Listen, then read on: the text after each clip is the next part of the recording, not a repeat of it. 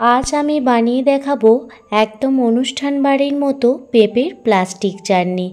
নমস্কার বন্ধুরা, মৌসুমি kitchen and ব্লগে আপনাদের সবাইকে স্বাগত। দুপুরে ভাত খাওয়ার পর পাতের শেষ পাতে চাটনি খেতে সবারই কিন্তু খুবই ভালো লাগে, আর সেটা যদি হয় পেঁপের প্লাস্টিক চাটনি তাহলে তো কোনো কথাই হবে না, তাহলে তো একদমই জমে যাবে। তো চলুন বন্ধুরা, আর দেরি না করে রেসিপিটি দেখে নিন।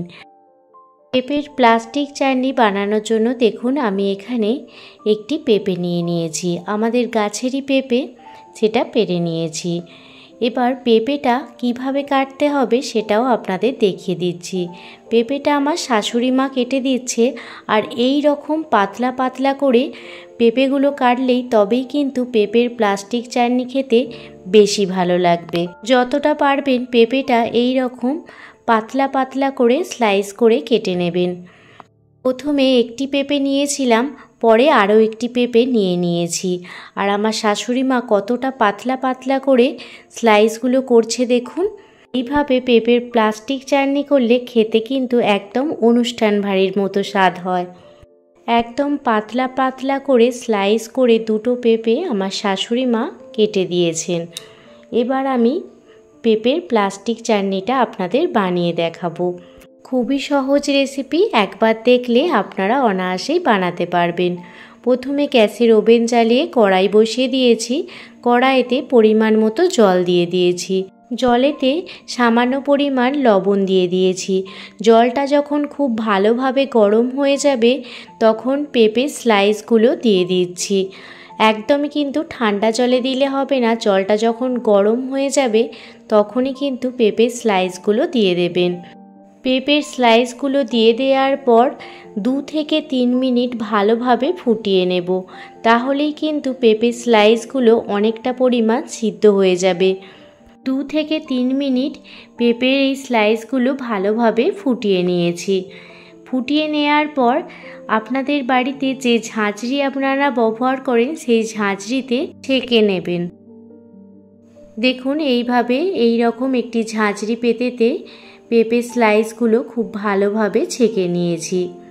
অন্যদিকে আবারও গ্যাসের ওভেন জ্বালিয়ে কড়াই বসিয়ে দিয়েছি, আর কড়াইতে দিয়ে দিলাম 2 কাপ পরিমাণে জল। 2 কাপ পরিমাণ জলের পরিবর্তে এখানে আমি 4.5 কাপ পরিমাণ চিনি অ্যাড করে দিচ্ছি। যে পরিমাণ আপনারা জল দেবেন তার ডবল কিন্তু আপনাদের চিনি অ্যাড করতে হবে। মিষ্টিটা অবশ্যই আপনারা আপনাদের স্বাদ মতো দেবেন। চিনিটা যখন জলের সাথে পুরোপুরি মেল্ট হয়ে যাবে তখন ভাপিয়ে রাখা পেঁপের স্লাইসগুলো দিয়ে দিচ্ছি। পেঁপের স্লাইসগুলো দিয়ে দেওয়ার পর রসের সাথে পেঁপের স্লাইসগুলো 7 থেকে 8 মিনিট ভালোভাবে ফুটিয়ে নেব, যাতে পেঁপের মধ্যে রসটা খুব ভালোভাবে ঢুকে যায়, আর রসটাও দেখবেন অনেকটা পরিমাণ গাঢ়ও হয়ে গেছে।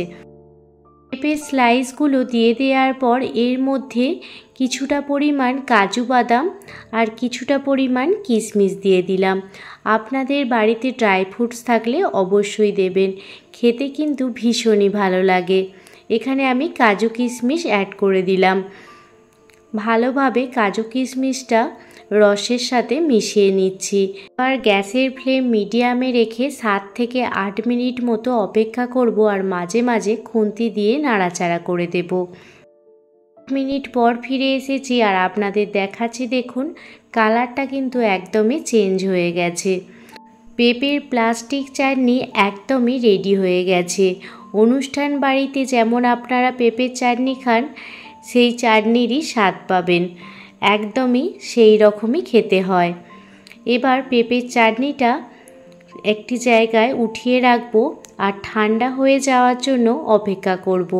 পেঁপের প্লাস্টিক চাটনি বানানোর জন্য আরও একটি স্টেপ বাকি আছে, আর সেটাও আপনাদের বলে দেব।